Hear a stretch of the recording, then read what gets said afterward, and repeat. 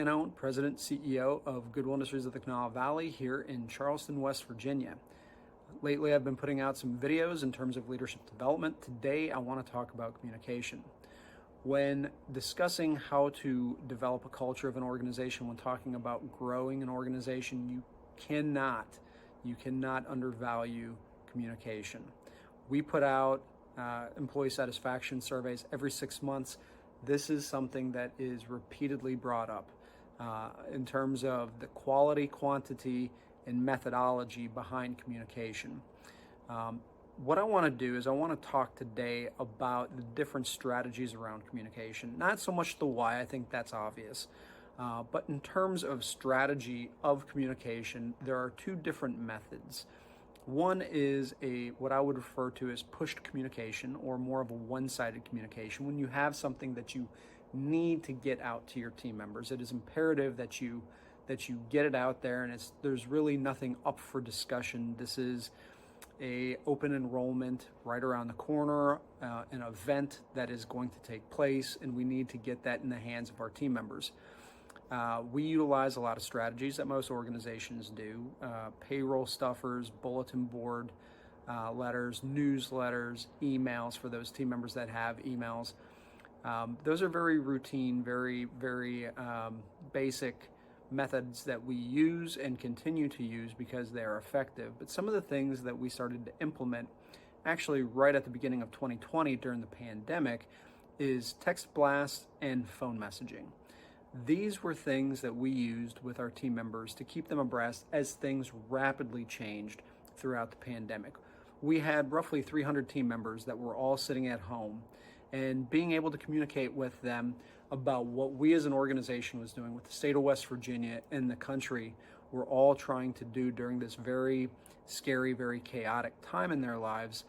It was important that we were able to give them information quickly. And so being able to send them text messages, being able to record a phone message and have that sent out to all 300 team members at one time was all very good tools, and we still use all of those tools today. We also use an app called Worktango. Worktango is a great product.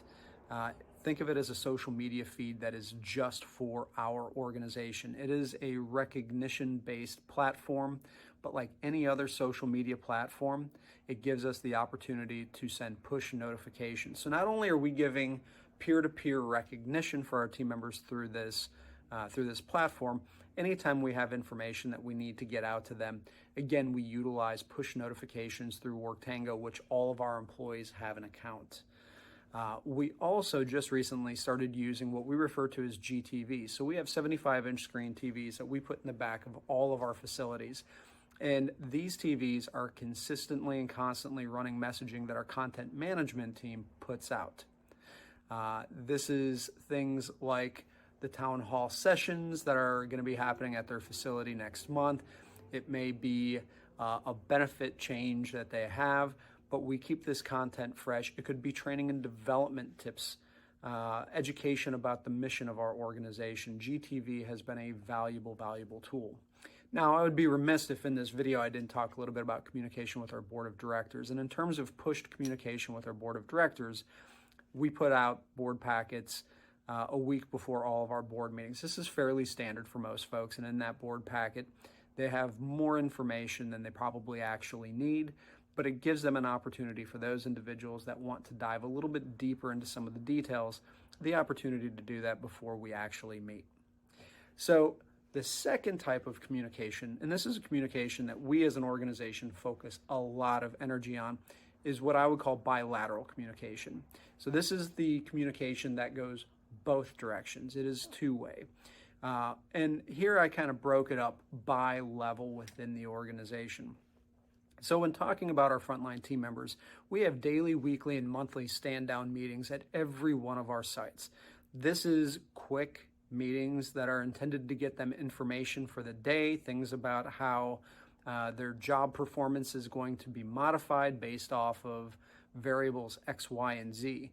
We have a new employee orientation that we hold within the first 90 days of everybody's employment with our organization. And during that time, we give them time to communicate with us through a Q&A session with myself, the CEO of the organization, we also hold a Q&A session at every single town hall that we do every 6 months.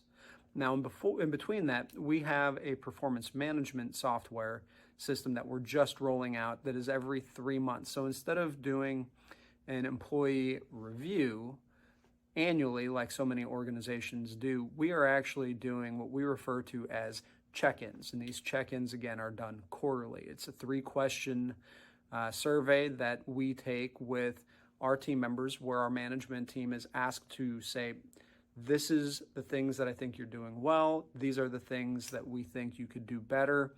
And we want to know what your thoughts are in terms of how we move you forward towards your goals.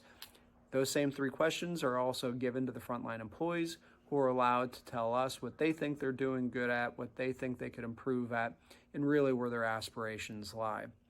Now, I also said just a second ago that we hold town hall meetings every 6 months. Myself and executive team members go to every one of our sites, all of our stores, our contract sites, prosperity centers, distribution centers, and every 6 months we hold town hall sessions with our team.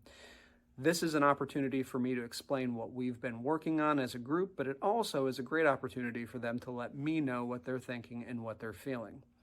Our management team, we switched this up about 3 years ago. Our management team used to come in once a quarter and hold anywhere between 6 to 8 hour training sessions, which if you've ever been through an all-day training session, you know how soul-sucking those can be. And so what we did is we actually changed that up to once a week. They come in for 1 hour. 1 hour only. We train them on 1, maybe 2 topics, give them just enough information to be dangerous, and then we send them back out. The idea is to not oversaturate them with information. And so we communicate in short bursts with our management team to give them the training and development that they need.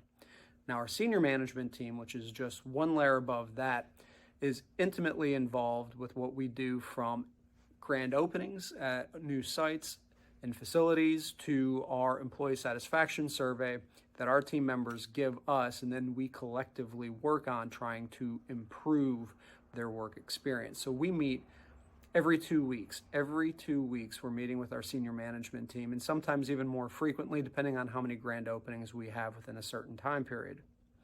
Now, the executive team meets with me every single week. We have a 1 hour huddle meeting independently by operational department, where I will meet with the senior and junior executives within that every single day, once a week, for them respectively.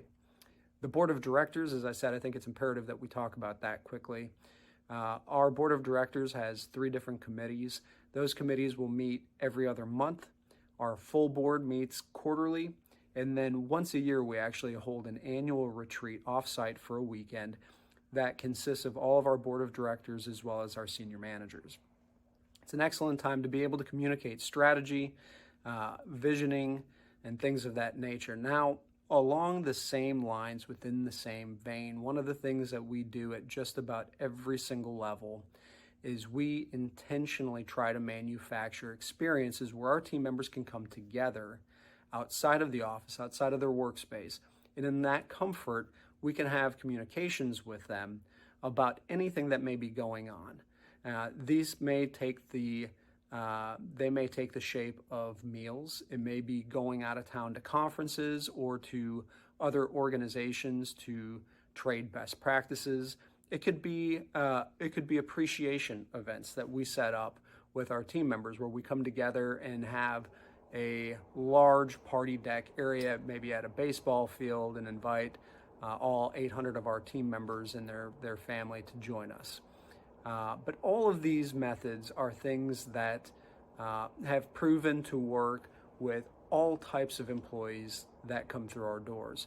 Now, we did some quick math on this, and our average employee gets communicated with annually approximately 187 times.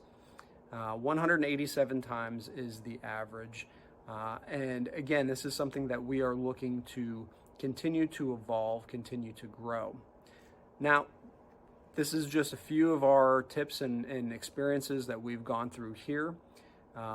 If you feel that there is value in any of that, I hope that you're able to institute it. For further leadership and growth videos, hit subscribe, and I will be rolling out some fresh content to you shortly. You all have a good day.